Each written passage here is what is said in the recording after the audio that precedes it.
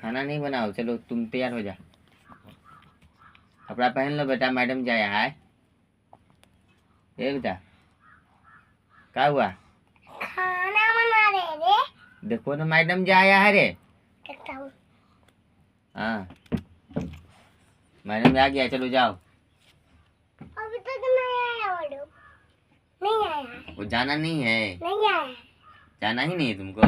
नहीं आया है। तो बहाना तब बहाना। ना मैडम को आने तब ना जाएंगे स्कूल। अच्छा मैडम आएगी तब जाएगी? हाँ। तो बहाना नहीं मिल रहा है कोई? नहीं।